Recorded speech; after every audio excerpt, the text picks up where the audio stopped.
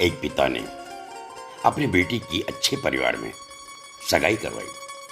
लड़का बड़े अच्छे घर से था, सुशील था, तो पिता बहुत खुश हुए।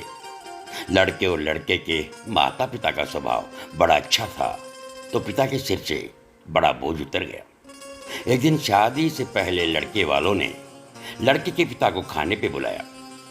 पिता की तबीयत ठीक न थी, फिर भी वो ना न कह सके। लड़के वालों ने बड़े आदर सत्कार से उनका हार्दिक स्वागत किया।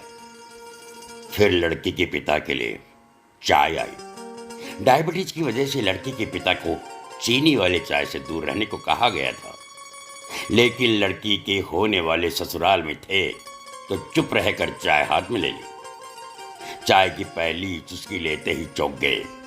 चीनी बिल्कुल नहीं थी और इलायची भी डाली हुई थी।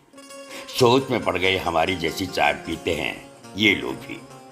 दोपहर में खाना खाया तो बिल्कुल उनके घर जैसा। दोपहर में आराम करने के लिए 2 तकिए, पतली चद्दर, उठते ही सौंफ का पानी पीने को दिया गया। वहां से विदा लेते समय उनसे रहा नहीं गया तो पूछ बैठे, मुझे क्या खाना है, क्या पीना है, मेरी सेहत के लिए क्या अच्छा है, ये परफेक्ट आपको कैसे पता है? तो बेटी की सास ने कहा कि कल रात को ही आपकी बेटी का फोन आ गया था और कहा कि मेरे पापा स्वभाव से बड़े सरल हैं, बोलेंगे कुछ नहीं, प्लीज आप उनका ध्यान रखिएगा। पिता की आंखों में वही पानी आ गया था। लड़की के पिता जब अपने घर पहुंचे तो घर के हाल में लगी अपनी स्वर्गवासी मां की फोटो से हार निकाल लिया। तो उनकी पत्नी ने पूछा कि ये क्या कर रहे हो?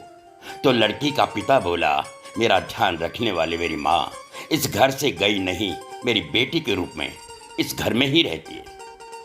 और फिर पिता की आंखों में आंसू छलक गए। सब कहते हैं कि बेटी है, एक दिन इस घर को छोड़कर चली जाएगी। सब कहते हैं कि बेटी है, एक दिन इस घर को छोड़कर चली जाएगी। बेटी कभी भी अपने माँ बाप के घर से नहीं जाती। बेटी कभी भी अपने माँ बाप के घर से नहीं जाती। वो हमेशा उनके दिल में मौजूद रहती है। वो उनके दिल में मौजूद रहती। कहानी यदि दिल को छू ले तो शेयर जरूर कीजिए।